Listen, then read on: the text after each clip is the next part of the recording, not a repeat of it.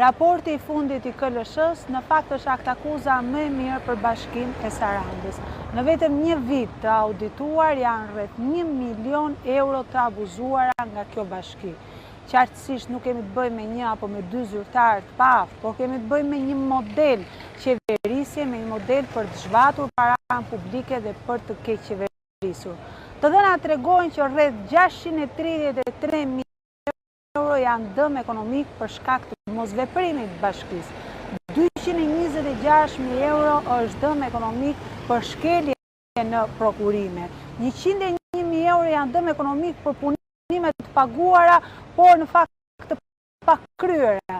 Dhe 117.000 euro janë dëm ekonomik për ahengjë, për projekte artistike dhe kulturore të cilat nuk janë bërë sipas prokurimeve.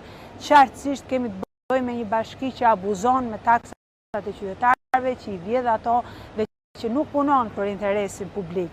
Ndaj dhe ne do ta denoncojmë çdo ditë. Do të jemi në krah të qytetarëve për protestat dhe për problematikat dhe do t'i garantojmë që jo vetëm do t'i qosje para drejtësisë, por ne do ta marrim në dorë Bashkinë e Sarandës në zgjedhjet e ardhshme dhe do ta vëmë atë në bim të qytetarëve.